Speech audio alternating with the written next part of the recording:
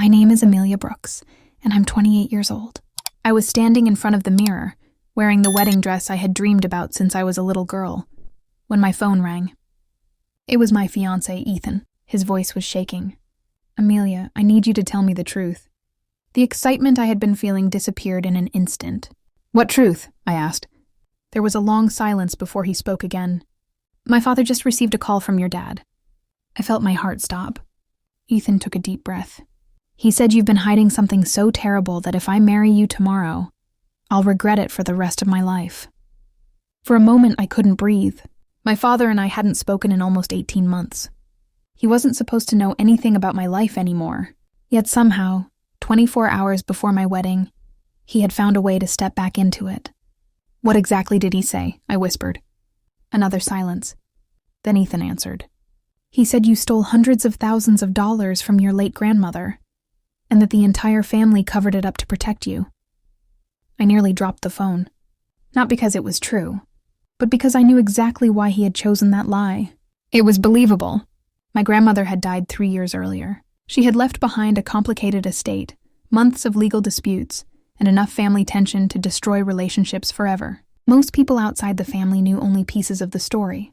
My father intended to fill in the missing pieces with lies. Ethan, my voice cracked. I never stole a single dollar. I know, he replied softly, but he sounded so convincing that even my parents don't know what to believe anymore. Those words hurt more than I expected. One phone call, one lie. That was all it took to make people question everything they thought they knew about me. As I stared at my reflection, I realized something terrifying. This wasn't just an attack on my reputation. It was an attack on my future. If my father could convince Ethan's family that I was a thief, tomorrow's wedding might never happen. For the first time in years, I felt like I was 12 years old again, standing in our living room while my father calmly explained to everyone why every mistake in the house somehow belonged to me. Back then, I thought growing up would free me. Instead, I had simply become a bigger target. What I didn't know was that my father had spent months preparing this lie. And he had absolutely no idea that one unexpected witness was already on her way to my wedding, carrying something that could destroy every lie he had ever told. I barely slept that night. Every time I closed my eyes, I heard my father's voice repeating the same sentence he had used my entire life. People always believe the one who speaks first. When I was a child, I thought he was teaching me confidence. As an adult, I realized he had been revealing the way he manipulated everyone around him. By sunrise, my phone had become a battlefield. Missed calls, messages, voicemails. Some were from relatives asking if the rumors were true. Others came from friends who awkwardly asked if everything was okay. Then Ethan called again. His voice was calm, but I could hear the pressure he was under. My parents want to meet before tonight's rehearsal dinner, he said. They don't want to cancel the wedding, but they're scared there's something we don't know. I didn't blame them. If someone had accused a future son-in-law of stealing a family inheritance, I would have wanted answers too. I'll tell them everything, I said quietly. There isn't much to tell. Because there wasn't. 3 years earlier, when my grandmother Eleanor Brooks passed away, she left behind more than money. She left behind secrets. As the oldest grandchild, and the only attorney in the family, I had helped organize her estate exactly as she had instructed. Every document had been reviewed. Every account had been audited. Every dollar had been recorded. The probate court approved everything without a single objection.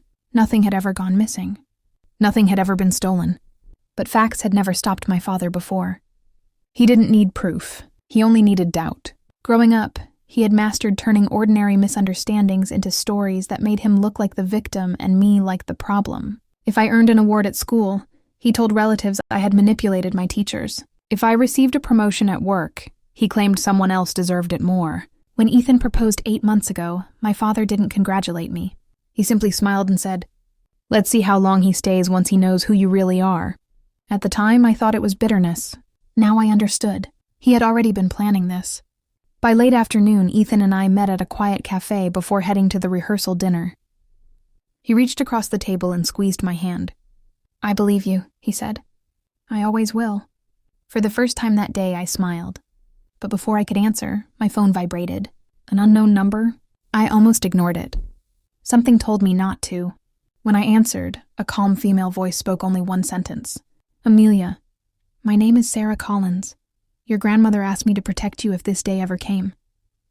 Before I could ask another question, the call disconnected.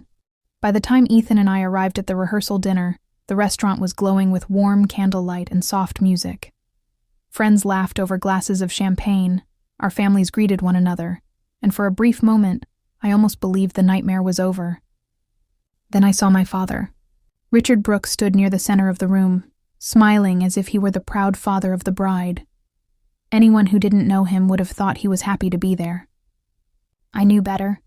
His eyes met mine for only a second before he looked away with the quiet confidence of a man who believed he had already won. As dinner began, Ethan's father stood to welcome everyone. Just as he finished, my father slowly rose from his chair. "I'd like to say a few words," he announced. The room fell silent. He lifted his glass and smiled. "Marriage is built on honesty. Before my daughter makes this lifelong commitment, Ethan's family deserves to know who she's really marrying." I felt every heartbeat echo in my ears. Then he began.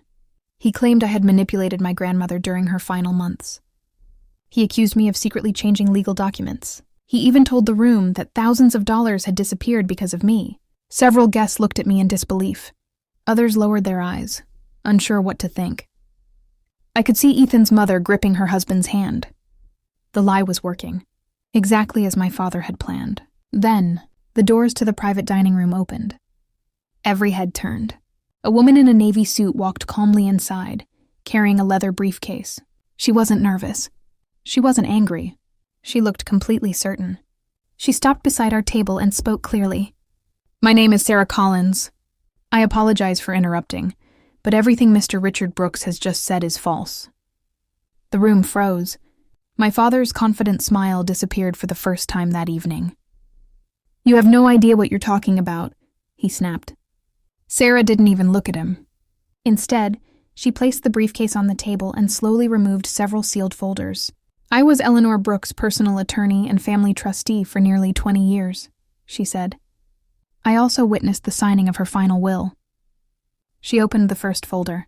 Inside were certified probate records, financial statements, and notarized documents. Then she revealed something none of us expected. My client instructed me to keep one final letter sealed, unless someone ever accused Amelia Brooks of stealing her inheritance. My father's face turned completely pale. For the first time in my life, I saw fear in his eyes, and I realized that whatever my grandmother had written in that letter was about to change everything. No one in the room spoke. The only sound was the soft crackle of candle flames as Sarah Collins carefully broke the seal on my grandmother's envelope. She looked at me first. "Your grandmother wanted you to hear these words exactly as she wrote them." Then she began reading. "If this letter is ever opened, it means someone has tried to destroy Amelia's name. If that day comes, know this. My granddaughter is the most honest person in this family. She has never stolen a single dollar from me. In fact, she was the only one who protected my wishes when others tried to change them." The room became so quiet that I could hear someone quietly crying. Sarah continued, "Richard, if you are standing in this room listening to these words, then you have proven I was right. Before my death, you repeatedly pressured me to rewrite my will in your favor. When I refused, you threatened to challenge my mental capacity and convince the family I no longer understood my own decisions." My father stumbled backward. "That's a lie!" he shouted. Sarah calmly opened another folder. "It isn't." She placed several documents on the table. They included emails, handwritten notes from my grandmother, and recordings that had been legally preserved with her estate attorney. Each piece of evidence told the same story. My father had spent years trying to gain control of my grandmother's fortune. When he failed, he blamed me. The horrible lie he told Ethan's family wasn't born yesterday. It had been planned for years.